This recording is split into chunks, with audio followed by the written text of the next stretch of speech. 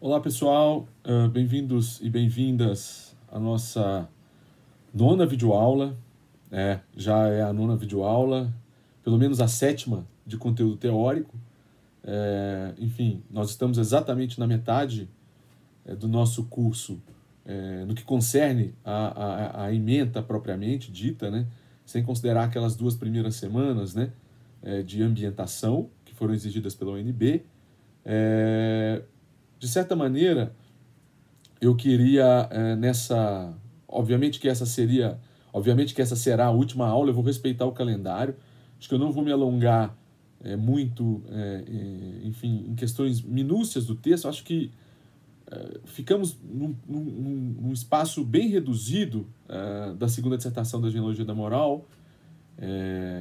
Eu acho que já foi o suficiente. Quer dizer, o fato de vocês poderem recorrer às gravações, né, aos arquivos audiovisuais aí no YouTube, isso pode facilitar para que vocês, caso não entendam, para que vocês voltem um pouco aí no tempo e consigam, de certa maneira, compreender que durante essas 7 videoaulas eu tentei estabelecer uma espécie de fio condutor para a interpretação daquilo que me interessava. Em que momento se pode falar de virada estética no pensamento do Nietzsche, exemplarmente, né, eu tomando como exemplo a genealogia da moral. É claro que todo o curso foi preparado para esse momento, né? Esse momento é só uma espécie de grande final. Eu não vou explicar para onde vai essa virada estética, né? Todo o argumento do Nietzsche é preparado para essa virada estética que surge exatamente ali no 7, quando Nietzsche vai falar da relação. Se por um lado, né, o prazer na crueldade precisa ser pensado a partir de uma simbólica, de uma simbologia festiva, né? Enfim, o Nietzsche vai falar das festas, né? Enfim, do espetáculo, da necessidade do sofrimento, né? Da crueldade, da maldade humana serem vistos pelos deuses, e daí a ideia de invenção dos deuses, que é um tópico extremamente importante na sétima sessão. A partir disso, eu acho que eu tenho material suficiente para poder mostrar para vocês no que concerne propriamente essa virada estética, já que agora a genealogia da moral vai se ocupar com pelo menos duas formas de narrar essa invenção dos deuses.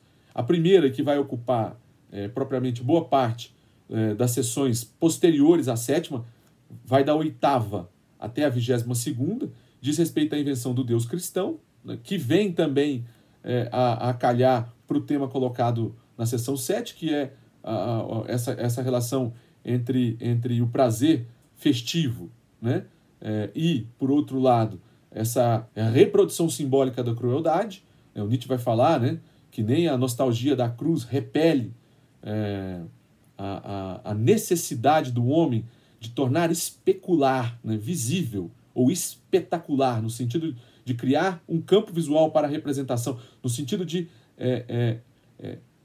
o Nietzsche tem essa expressão muito importante, né, pelo menos para uma certa tradição da filosofia da religião no século XX, que é necessário testemunhar o sofrimento. Essa reflexão acerca do testemunho, ela é pensada ali no 7, justamente para poder, na seção 7, né, para poder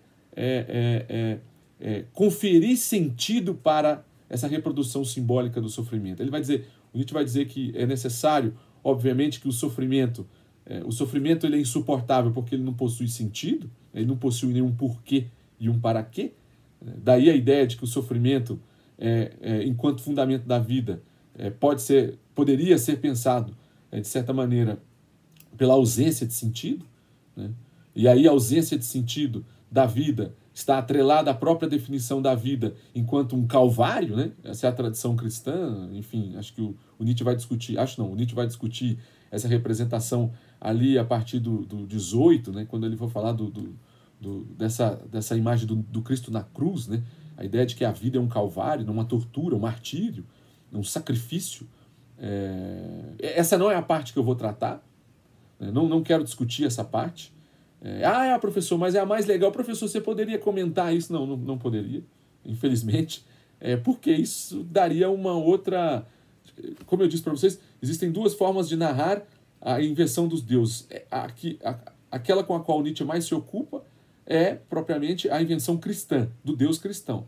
Vai até o 22, do 8 ao 22, e no 23, né, ele fala da invenção dos deuses pelos gregos, como alternativa. E é ali que ele recupera Homero, e é ali que ele recupera a poesia, quer dizer, já no final do 7, né, a virada estética do Nietzsche está em pensar propriamente a possibilidade da reprodução simbólica da crueldade no âmbito das festividades poeticamente criadas, poeticamente estruturadas, poeticamente fundadas. Essa é a guinada estética do Nietzsche. No momento em que a poesia entra. Mas o que é poesia? Quer dizer, a poesia entra ali como uma forma de memória da dor. Né? Ou, se vocês quiserem, né, como alternativa, né, à memória do sofrimento criada pelo Deus cristão, ou como uma alternativa à invenção da memória criada pelo Deus cristão, que para o Nietzsche é a memória da culpa, né, que aprofundada pela má consciência moral, enfim, vai gerar uma espécie de relação entre, o Nietzsche diz, né, uma dívida originária, né, eu estou adiantando alguns termos. Por que dívida originária? Né? Porque nós temos o pecado original, uma dívida originária para com Deus e um castigo eterno. Tá?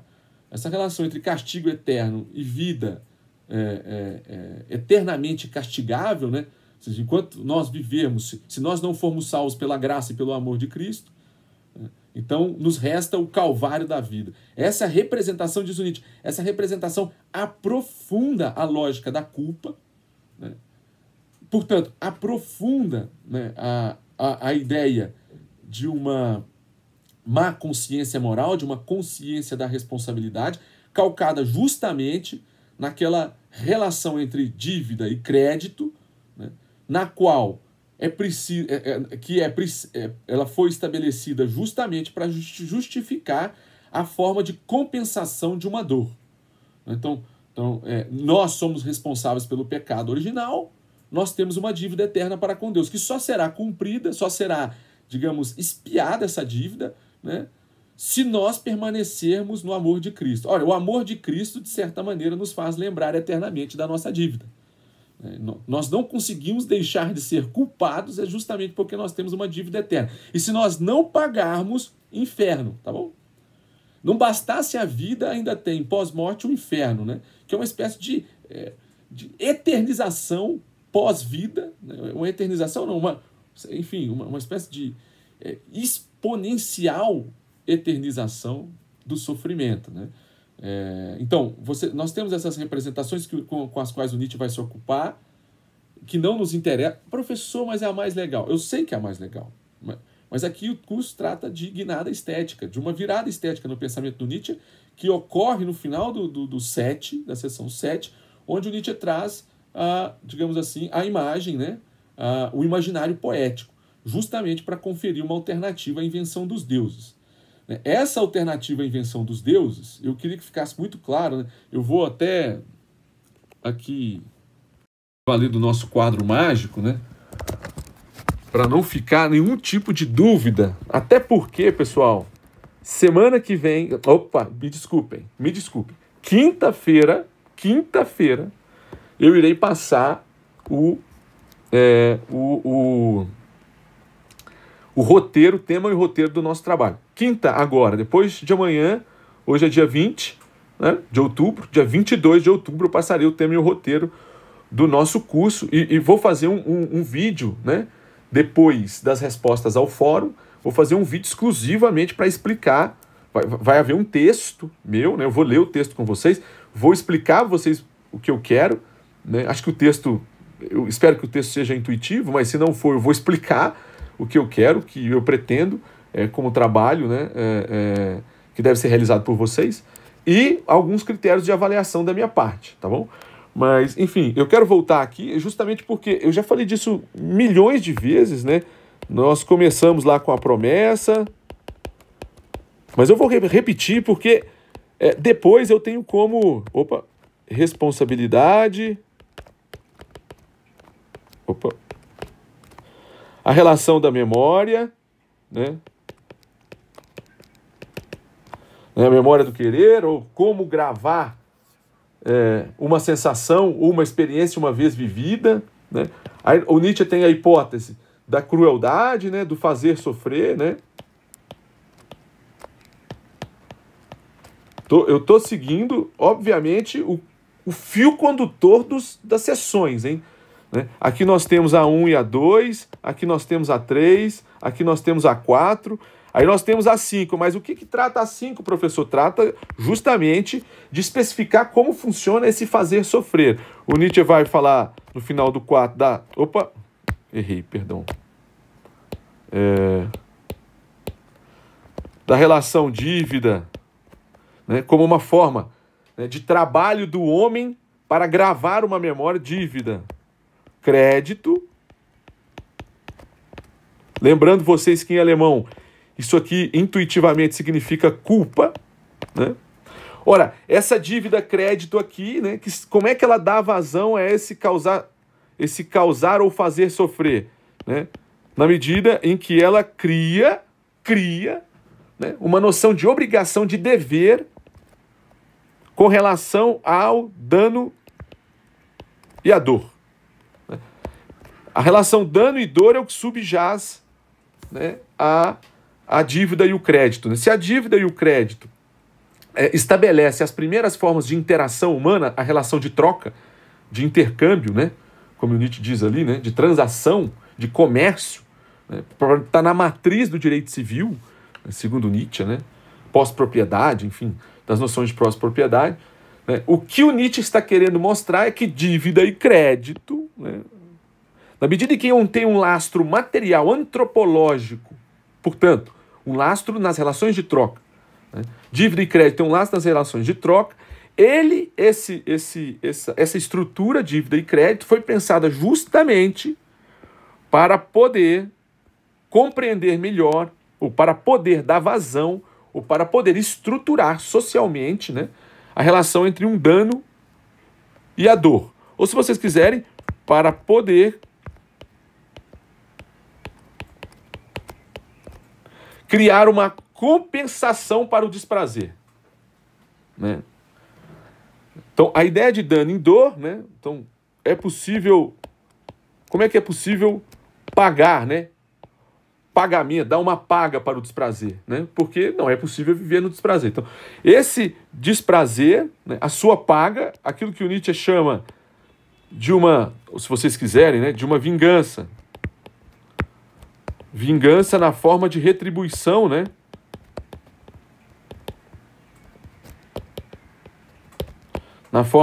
Na forma de retribuição, o que o Nietzsche chama de satisfação íntima, né? Tô mal para escrever hoje. Estou querendo escrever rápido e não está sendo satisfatório, né?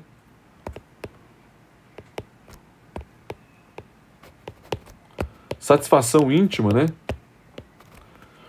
Esse tema, que eu estou repetindo 1000 vezes, não vou me cansar de repetir. Esse tema, né, do certo prazer em ver e fazer sofrer, esse é o tema do final do 5, ele é discutido no 6, né, o tema da satisfação íntima, no campo do que o Nietzsche chama de, né, uma verdadeira festividade da crueldade, né? A ideia é de que a crueldade humana, de certa maneira, reflete um prazer festivo, né? Essa satisfação íntima, né, ela se tornou ritual, tá? Ritual, né? Cerimonial, né? Como eu já havia dito nos momentos anteriores. Festiva quer dizer isso, né? Mas quer dizer algo mais, né? Obviamente que festivo quer dizer algo mais, né? Quer dizer, o prazer festivo, na medida em que ele é um prazer na reprodução simbólica da crueldade, né? E a reprodução simbólica da crueldade, ó, que o Nietzsche vai verificar, está relacionado a essa estrutura aqui, né? O homem quer uma compensação para o desprazer sentido, o homem quer uma compensação para uma dor sentida, né? Toda forma de dano, né? Dano pode ser compreendido de diversas maneiras, né? Um crime, uma desvantagem, alguém que tentou, né, sair por cima, né, passar por cima de mim, alguém que tentou, enfim, de alguma maneira me prejudicar, né? Alguém que tentou me arruinar, né? me causar qualquer tipo de prejuízo, né, patrimonial, psíquico, não interessa qual tipo de prejuízo, né, eu preciso criar essa é a relação que a dívida e o crédito têm com o tema da crueldade, do fazer sofrer, que é a condição para criar uma memória do querer, que por sua vez é a condição para criar a promessa e a responsabilidade, né? Essa memória do querer, essa memória da vontade, essa memória, essa mnemotécnica, né, que é o trabalho do homem sobre si para forjar uma memória, ela tem relação direta com a origem da responsabilidade, né? Pois bem, né, aí o Nietzsche vem traçando isso até chegar no 6, falar do ritual, né, das festividades, né, das festas, para mostrar como é que essas festas são a condição para a reprodução simbólica da crueldade, ou mais do que a reprodução simbólica da crueldade, para o prazer dessa reprodução, né? Porque as festas estabelecem o quê, né? Isso já é a relação do 6 com o 7, né? O 7 vai mostrar isso. O 7 diz esse sofrimento festivo, esse prazer festivo na reprodução simbólica da crueldade, né, sobre o qual o 6 acabou de comentar, por que ele tem a ver propriamente com a invenção dos deuses? Ele vai falar, porque o sofrimento, no fundo, o sofrimento precisa de testemunho, né? O Nietzsche vai falar isso, né?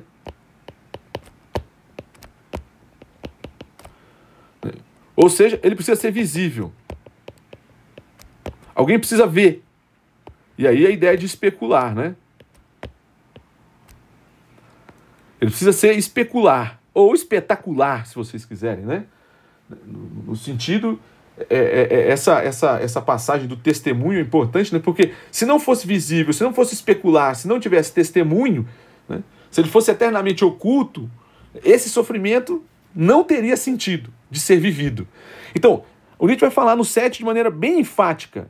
É para ter sentido, é para que o sofrimento ainda, ou de alguma maneira, possa ser experimentado e vivido. De outra maneira não seria possível, né? Uma espécie de... na medida em que se consolidasse a representação de que a vida tem como fundamento o sofrimento, ela é um calvário, um martírio, né? Ela não tem um valor intrínseco. Ao mesmo tempo que a ausência desse valor intrínseco não pudesse sequer ser vista, então, diz o Nietzsche, né, nós sequer conseguiríamos, né, aquilo para o que a vida artisticamente é composta e justificar o mal, né? Justificar o mal. Nós jamais conseguiríamos alcançar, né, o tema da justificação da maldade humana. Então, é para justificar que eu torno tudo especular, tudo tem que ser visto, tá? Tudo tem que ser visível. Agora, mas como é que eu torno as coisas vistas, visíveis, né? Como é que eu torno o sofrimento humano, a reprodução simbólica do sofrimento humano nas diferentes formas de rituais e festas, né? Como é que eu torno isso possível? E aí vem a imagem, vem o argumento da invenção dos deuses, né?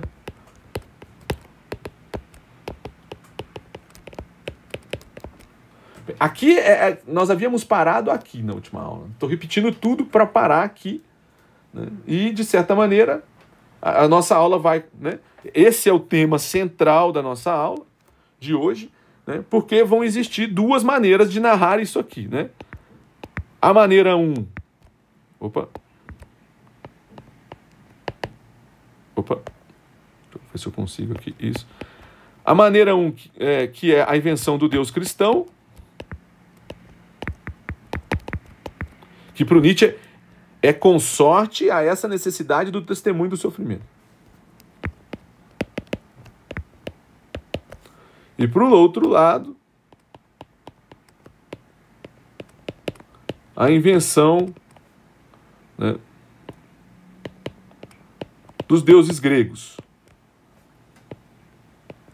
Opa! Dos deuses gregos, não. Dos deuses olímpicos.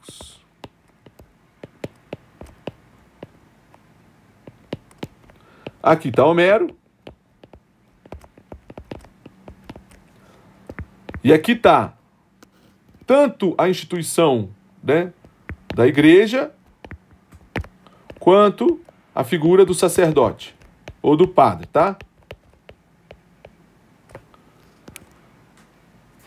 Essa figura, isso aqui depois vai ser tema, por exemplo, de outras passagens da genealogia da moral, mas não interessa. O nosso tema está aqui, né? Se você quiser, Homero é a figura, digamos, geral, não vou falar universal, né, que representa o poeta, tá? O protopoeta. Homero quer dizer, né, propriamente a ideia do poeta, tá? Então é disso que se trata. Vou fazer o nosso primeiro intervalo, parte 1. Isso é só para traçar para vocês, né, o fio condutor, né? Aqui é onde tudo vai convergir, né, para pensarmos a guinada estética do Nietzsche, né? Quer dizer, aqui está a guinada estética, obviamente, né? Aqui está a genealogia da moral 2. O argumento do Nietzsche vai de 2 a 22. E aqui está no 23, justamente a seção que eu quero hoje analisar com vocês. Tá bom? Enfim, vou fazer o primeiro break para não continuar falando sobre coisas que podem, né, podem alongar mais ainda essa primeira parte.